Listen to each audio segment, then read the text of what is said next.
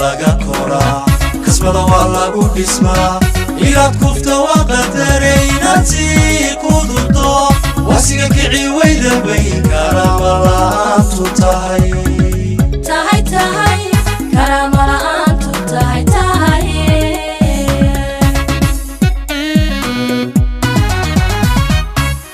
garaadka laga koraa kasbada waa lagu dhismaa inaad kufta waa qadaraynaad sii qududo wasiga kici weyda bay karama la'aantu tahay karama la'aantu tahay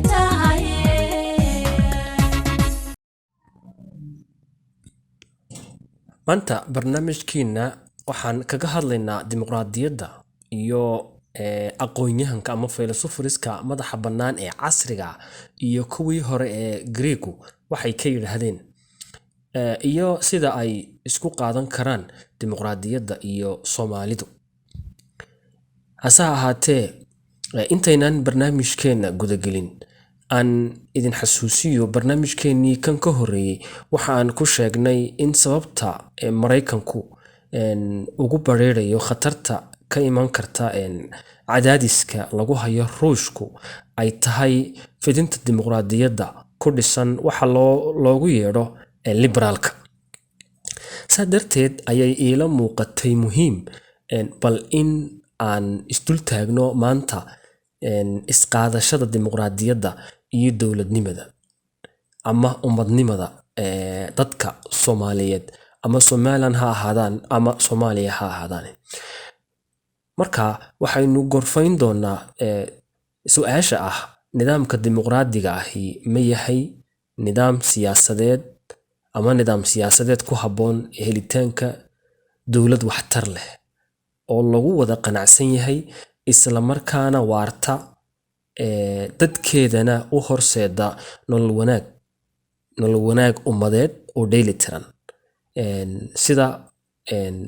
ummad leh sharaf iyo karaamo caalami ah oo marka la yiraahdo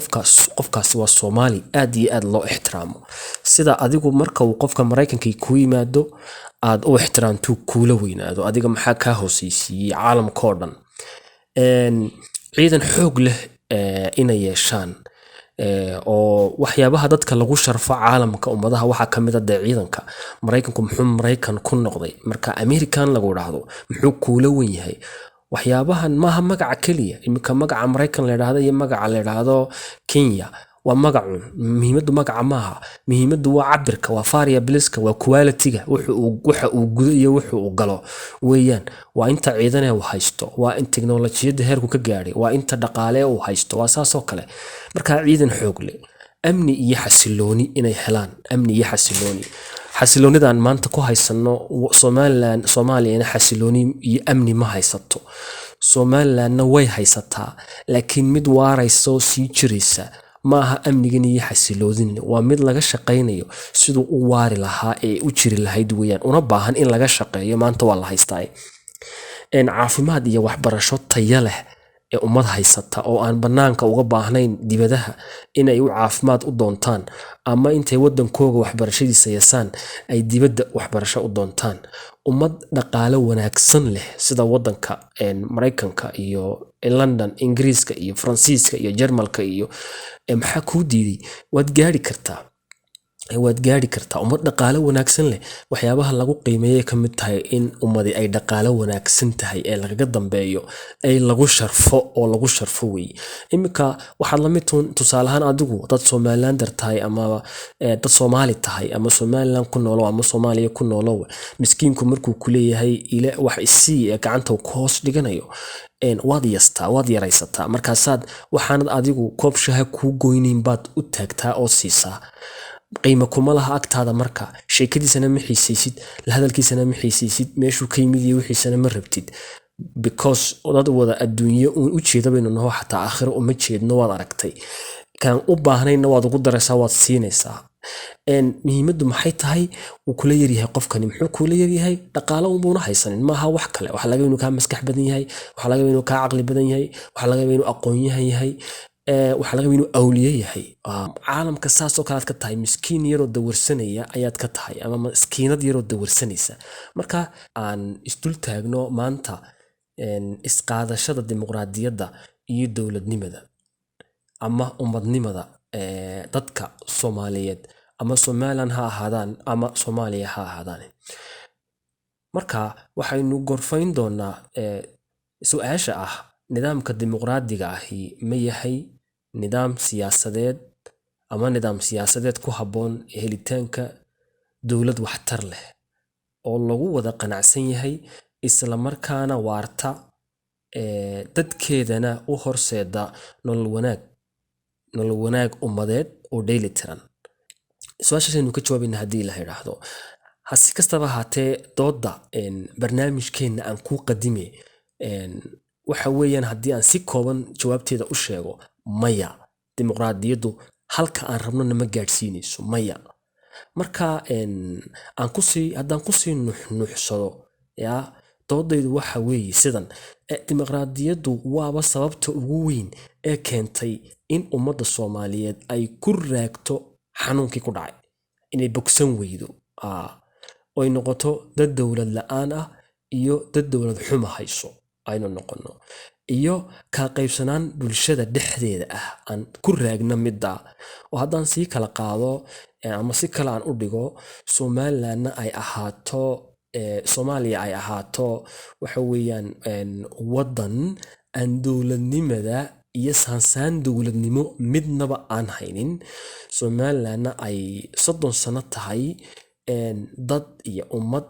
haysta dowladnimo wax la yiraahdo haykal dowladeed haysta laakiin haykalka dowladeed ay haystaan ay tahay mid daldalan oo gebi ka laalaada ay tahay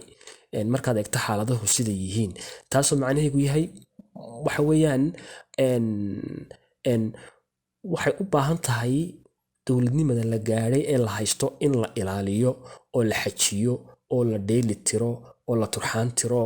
oo la koriyo oo laga shaqeeyo sidii loo joogtayn lahaa loona horumarin lahaa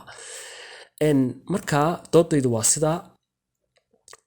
barnaamijkaynu markaa gudagalaynaa waxaan se ka cudur daaranayaa doodani maaha dood hal yaroo fiiriyow oo kilib ah oo 15 daqiiqa ama 30 daqiiqa lagaga bogan karo maaha markaa qofka caqliga badan leh uu ifahmayaa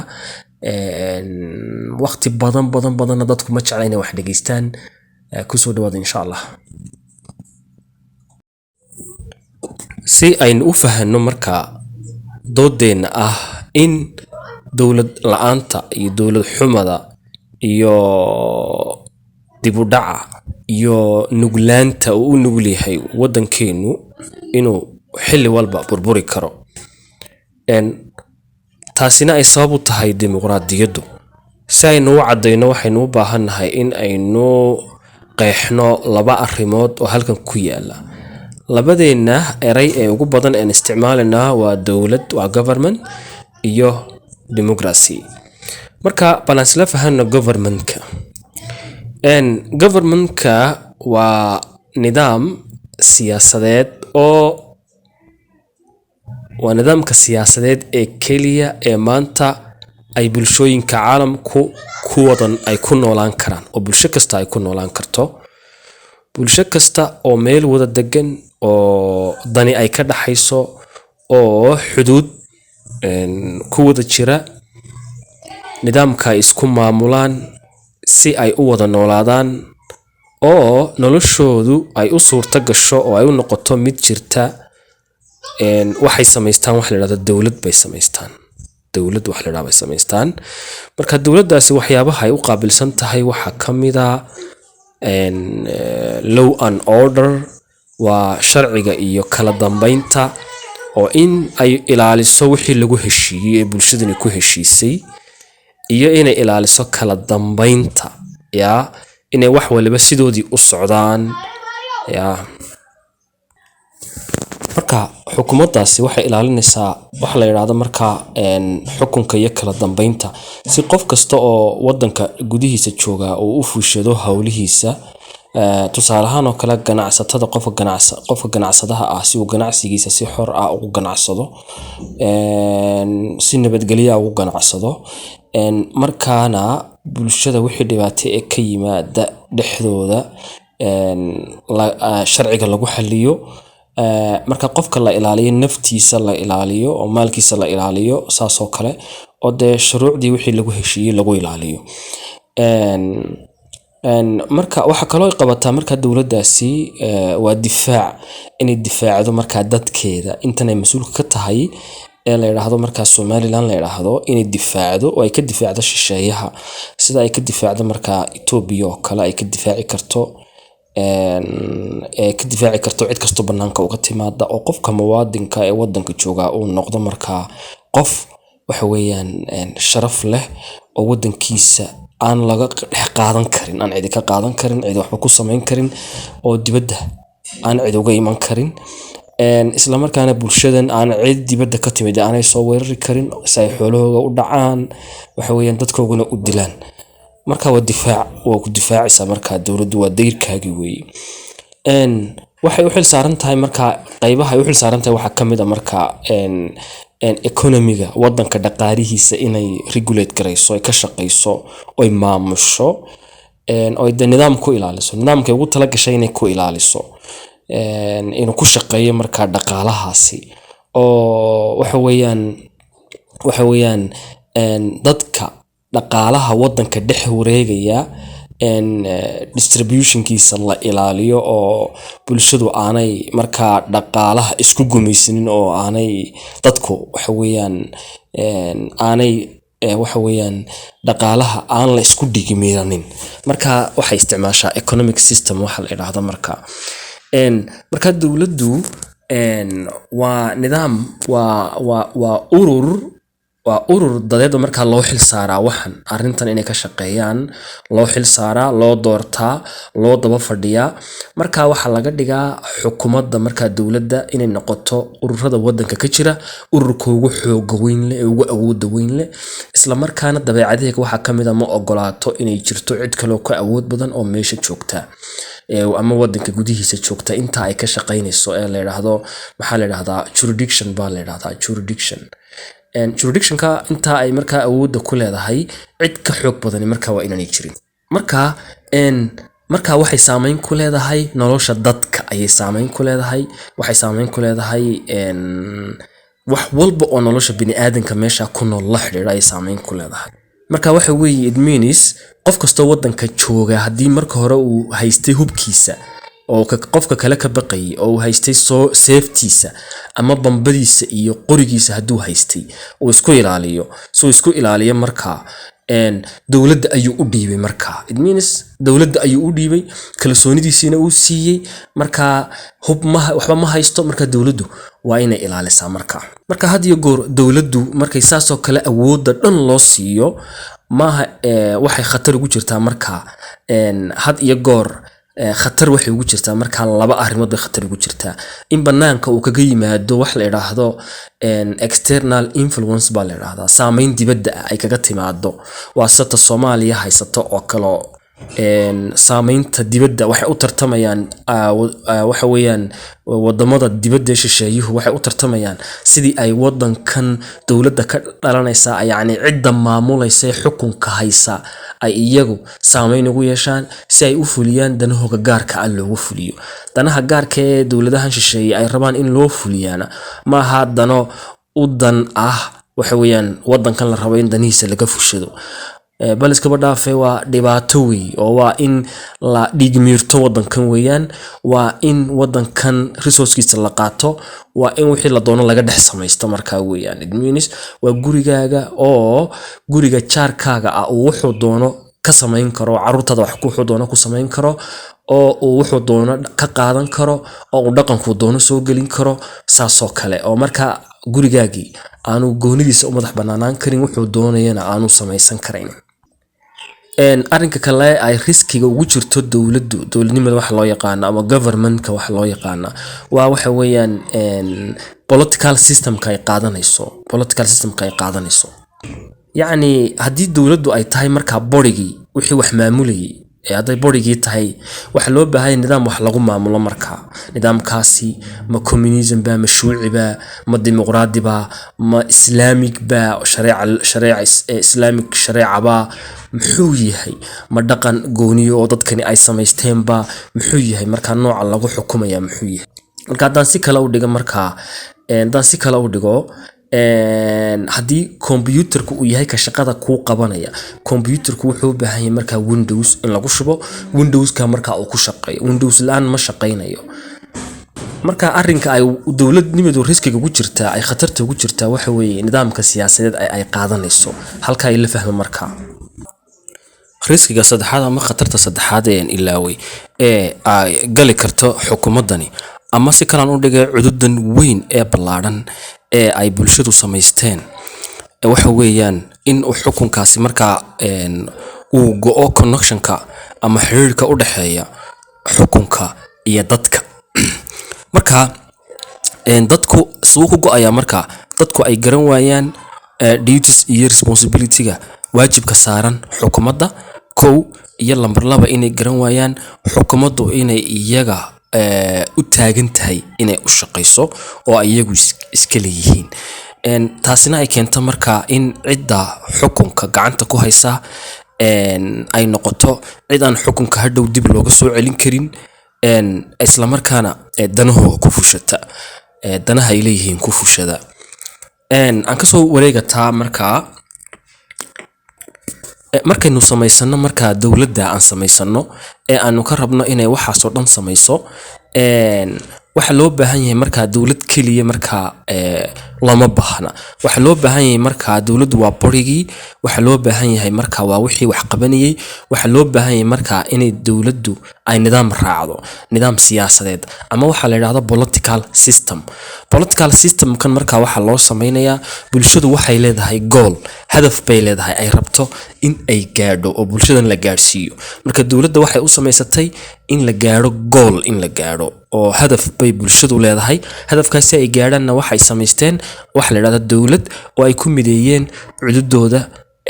iyo waxa weeyaan aqbalaadooda iyo ogolaanshahooga ayay ku xoogayeen ay qawi kaga dhigeen marka goolkaasi waa maxay goolka ay rabto marka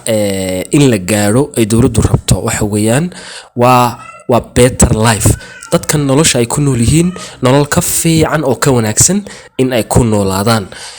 taasoo marka ay muhiim tahay in laga shaqeeyo waxyaabahan hore kugu soo sheegay law and order-ka sharciga iyo kala dambeynta difaaca oo dadka dibad banaanka laga difaaco khatarta kaga imanaysa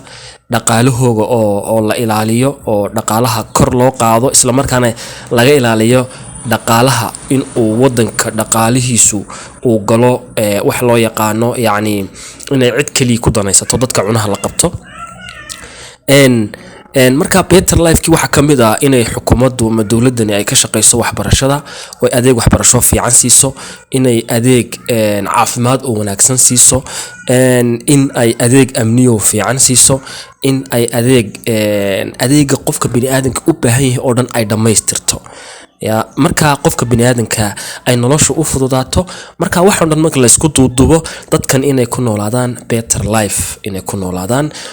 life nolosh ka wanaagsan noloshii shalay isla markaana la joogteeyo marka ilaa mustaqbalka la joogteeyo oo laga shaqeeyo sidii loo horumarin lahaa that's the goalka sidii ay dawladdu u gaari lahayd waxay u baahan tahay marka political system waxa la yiraahdo qaab siyaasadeed nidaam siyaasadeed bay u baahan tahay meesha ugu weyn hadaba marka u baahan in laga taxadaro waa halkan waa meeshii aan u soo socday waa meeshii goolkaygu ahaa oo imika ay marka noo bilaabmaysaa doodeeni ahayd dimuqraadiyaddu ma ku haboon tahay ummadnimada dadka Soomaaliyeed ma ku haboon tahay ama haddaan si kale u dhigo ummadnimada in la helo ummad Somaliland ah oo wadan Soomaaliyeed ah wadan Somaliland la yiraahdo oo Soomaaliyeed oo ka kooban intii u gumaysto xuduudda u sameeyay Britishku uu xuduudda u sameeyay amaba intii uu wadanka Talyaanigu u sameeyay xuduudda u sameeyay ee Soomaaliya la yiraahdo inkastoo khaasatan aan ka hadlayo hadda labadaas aan ka hadlayo waliba gaar ahaan Somaliland oo aan ku noolahay oo na dhashay haddaba wixii aan ku noolayn dowladdu waa nolol weeye, waa wax suurta gelinaya inaan noolaano,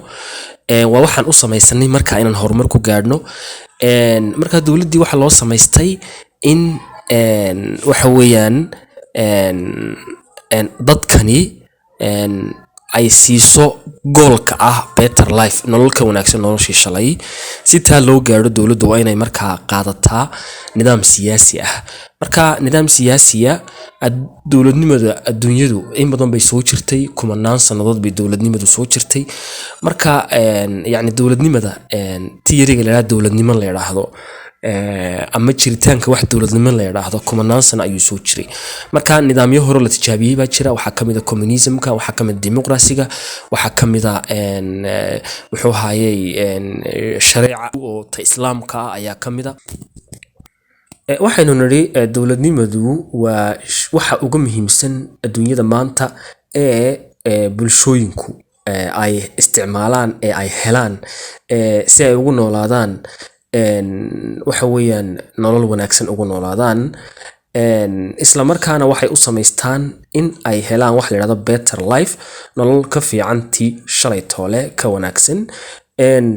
Marka dowladnimada keligeed ma shaqayn karto, waxay u baahan tahay nidaam ay ku shaqayso oo la yidhaahdo political system. Haddaba dadka Soomaalidu si la mid ah wadamada kale ee caalamka iyo Afrikaba waxay qaateen dimuqraasi. Gaar ahaan wadanka Somaliland waxa uu ku faanaa 30 sano ugu dambeeyay in uu qaatay nidaamka la yidhaahdo dimuqraadiyadda ama democracy in uu qaatay.